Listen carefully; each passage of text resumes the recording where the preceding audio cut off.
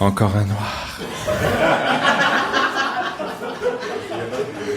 Bon, comme il m'a présenté, il a présenté Sian Bob, vous doutez bien, pardon, que c'est pas mon prénom, c'est un surnom, qui est tombé comme une évidence. En fait, c'était une fois, on était à un anniversaire, j'avais mis la musique sur YouTube sur mon téléphone, sauf que j'avais pas YouTube Premium, tu vois, et du coup, à la fin d'une chanson, il y a une pub qui l'arrête et qui fait « Marre d'éjaculer en moins de 10 secondes ?»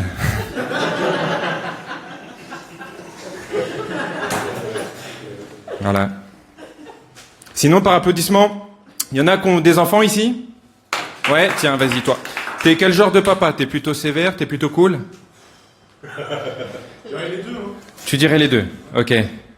D'accord. Papa poule, mais un peu sévère quand il... Papa poule, mais un peu sévère, d'accord. Ok. Bah, vu que tu me demandes, moi aussi j'ai une petite fille de 5 ans et j'appartiens à cette race de papa Montessori.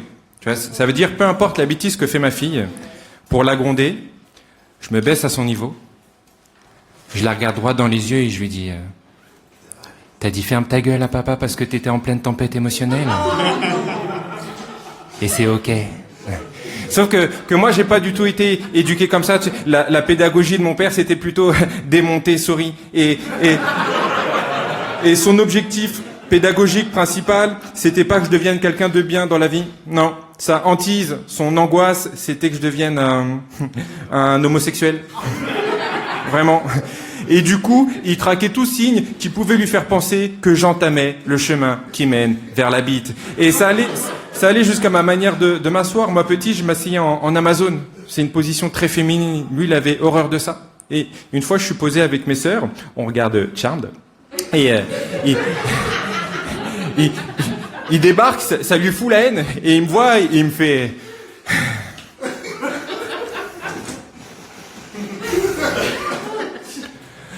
Toi, là, tu vas devenir pédé, hein? Et ça m'a fait réfléchir et je me suis dit que dire que mon père est homophobe, ce serait réducteur.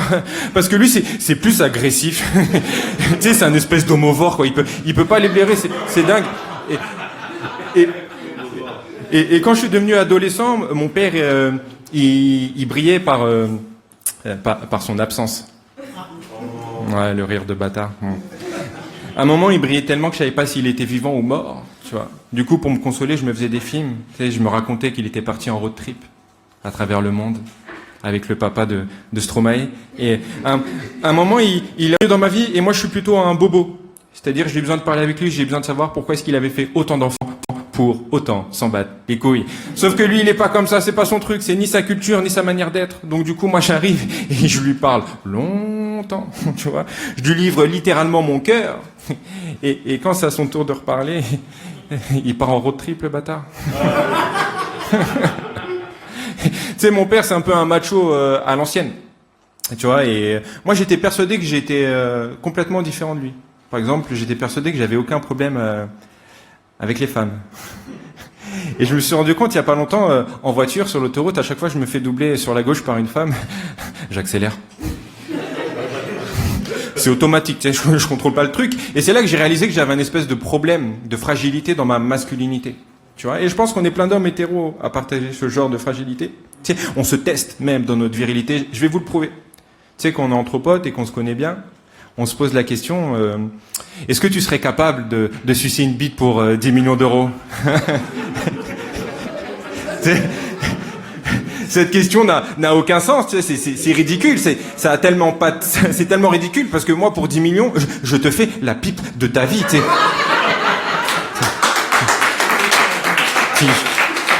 Je lui arrache la bite, le mec, t'imagines pas le carnage, tu vois, c'est... Je laisse pas place au doute. Et une fois, je fais cette blague en soirée en comédie club et il y a un homme qui se lève visiblement offusqué et c'était mon papa. Il est venu comme ça devant moi, devant tout le monde, il m'a fait... PD, hein. C'est terrible. J'ai pas de transition. Je suis un homme très romantique, ouais, mais ma malédiction, c'est souvent qu'on me prend pour un charreau. Bon, un charreau, pour ceux qui savent pas, c'est un mec qui pense qu'au cul. Un gros baiser. Et je comprends qu'on puisse me prendre pour un Antillais. J'ai anticipé ma blague. Faites comme si vous n'avez rien entendu. Et je comprends qu'on puisse me prendre pour un charreau. J'arrive. Ah, laisse-moi finir ma blague, tu sais même pas ce que je vais dire. Et je comprends qu'on puisse me prendre pour un charreau. Parce que je sais que je ressemble à un Antillais. Et du coup, il y a mon pote antiraciste qui est venu me voir et qui m'a dit « Rodolphe, tu peux pas faire des blagues comme ça, c'est un cliché raciste. Tous les Antillais ne sont pas des charros. Et du coup, je me suis dit merde et je me suis remis en question, tu vois, j'ai réfléchi. Et je me suis rendu compte que, que si. Vous êtes tous des charros. Vous avez quand même donné Francky Vincent à la culture, tu vois, c'est pas rien. Je me suis rendu compte aussi qu'il y a des clichés racistes qui sont cool, en vrai. Tu vois, par exemple, nous, les hommes noirs.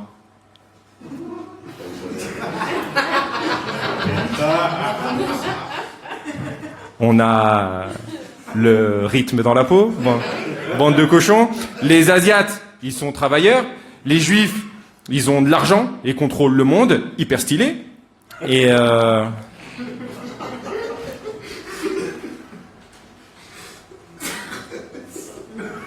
n'y a pas de cliché cool sur les Arabes.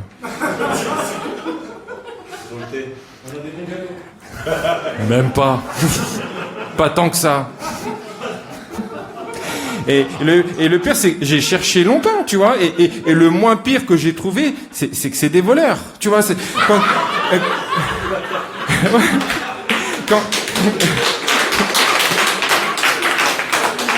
Quand ils pensent, en vrai, ça fait de la peine, tu vois, mais sinon, par applaudissement, j'ai cru deviner qu'il y avait des rebeux ici, oui ou non? Non? Si? Je vais donc mesurer mes propos. Sinon, il y a un truc dont vous êtes fiers en général, c'est d'avoir inventé les maths. C'est moi, quand j'étais petit, ils arrêtaient pas de me bassiner avec ça. Oui, les maths, c'est nous qui avons inventé les maths. On dit les chiffres arabes. Sans nous, vous pourriez pas compter. Et j'ai découvert il y a pas longtemps, que c'était pas vous. Vous vous renseignerez en partant, ce sont les Indiens qui ont inventé les maths. Les savants arabes l'ont développé et l'ont transmis à l'Europe. Je suis en train de vous dire que les Arabes ont volé l'invention des mathématiques. Tu vois, mais je vais arrêter sur eux parce qu'ils ont pas la cote en France. C'est terrible, tu vois. Il y en a plein de gens qui peuvent pas les blairer. Ma mère n'aime pas les Arabes, sauf que ma femme. Algérienne. Tu fais pas pire pour elle, tu vois. Et le jour où elles vont se rencontrer, avant qu'elles se rencontrent, je parle à ma mère, je lui dis, maman, s'il te plaît, c'est la femme que j'aime, c'est celle que j'ai choisie, donc, s'il te plaît, respecte-la, pas de remarques désobligeantes, promets-le-moi. Et elle me l'a promis. Elle a fait aucune remarque déplacée. Mais on a placé tout le repas à table avec la télé à fond sur CNews derrière. Et entre deux bouchées, ma mère, elle était là. Intéressant ce qu'ils disent. C'est terrible, le machiavélisme, quoi, tu vois. Et du coup, on a eu un enfant ensemble et j'étais là pendant la grossesse de ma femme. Rien d'extraordinaire, c'est juste que j'ai pas trouvé de meilleure transition. Et je sais pas si vous êtes au courant, mais il y a des femmes, pendant leur grossesse, elles ont les hormones en vrac.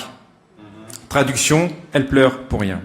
Et du coup, une fois, je suis posé avec ma femme devant la télé et elle s'est mise à chialer. Et je lui demande, chérie, qu'est-ce qu'il y a? Pourquoi tu pleures? Et là, elle me fait...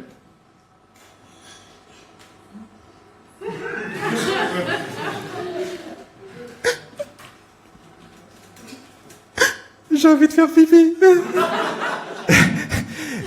Sauf que moi, j'ai grandi qu'avec des femmes, tu vois, avec ma mère et mes tantes et mes sœurs, c'est des méditerranéennes. Et je sais que ce genre de femmes, quand elles sont dans cet état émotionnel, ce qu'elles veulent, c'est la bagarre. Du coup, je ferme ma gueule, tu vois, je maintiens le silence et là, elle me regarde, elle me fait « Et toi, tu dis rien ?» Moi, j'ai envie de faire pipi, toi, t'as rien à dire. Là, c'est terrible. Et plus c'est allé dans la grossesse, et plus la tristesse, elle se transformait en colère. Elle me rentrait dedans pour rien. Parce que je faisais trop de bruit quand je me lavais les dents. Parce que je mettais trop de temps quand je me lavais les mains. Tu vois, c'était des hormones d'Algérienne. C'est-à-dire que je me faisais embrouiller parce que j'étendais pas le linge. Et quand je l'étendais mal. Et c'était violent. Elle m'attrapait comme ça par le callback et elle me collait contre le linge, tu vois. Et moi, je suis vraiment pacifiste, je suis un bobo. Et j'étais là. Je sais pas si c'est normal ce qui est en train de se passer, tu vois. Et du coup, je suis parti en stage avec mon papa, l'autre bout du monde. Ok, c'était un test, ça a bidé fort, mais il n'y a pas de problème. Qu'est-ce que j'allais dire? Oui, je vous disais, moi j'ai grandi qu'avec des femmes et c'était cool, tu vois.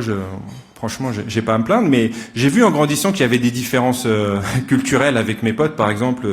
Eux, ils se battaient pour savoir qui allait être Son Goku, qui allait être Vegeta. Sauf que nous, on regardait Charles, tu vois. Du coup, on se battait pour savoir qui allait être Phoebe Halliwell. Parce qu'on avait tout un crush pour Cole Turner. Vous l'avez tous ou pas? Ouais. Et du coup, on faisait un rituel bizarre pour un garçon. C'est-à-dire, on avait un grand poster de lui dans la chambre. C'est moi qui l'ai collé. Et avant de se coucher, on lui faisait un bisou sur la bouche et tout. Et pour moi, c'était normal. Jusqu'à que j'invite un pote à dormir chez moi, tu vois. Ouais. Ça va vite, les réputations, je vous assure. Vous êtes sûrement au courant, aujourd'hui, il y a une espèce de nouvelle guerre des sexes entre les hommes et les femmes, par exemple. Est-ce que la différence et les inégalités qui en découlent sont d'ordre biologique? Ou est-ce que c'est une question de culture, une question de genre? Et c'est un débat vraiment acharné. Oh, il me reste, faut que je me casse, c'est ça? Ouais, ok. Je finis. Je me dépêche. Et c'est vraiment un débat acharné et violent. Et je vais me mouiller. Je pense que la différence entre vous et nous, mesdames, c'est une différence profonde. Mesdames, vous êtes capables de plein de choses, mais il y a un truc qui vous échappe. La règle du hors-jeu au football. Je sais pas pourquoi ça vous fait bugger comme ça. Ma femme est très intelligente, elle a fait des longues études, elle a toujours tout compris. Mais il suffit que je lui dise que pour être hors jeu au moment de la passe, le joueur doit se trouver entre le dernier défenseur et le gardien. Et elle bug, elle comprend plus rien. Et moi ça me fait rire, du coup je me fous de sa gueule. Et comme c'est une rageuse, elle met la chanson Papa ou t'es en boucle. Quoi, ça. Ouais, c'est horrible. Merci, gardez cette énergie.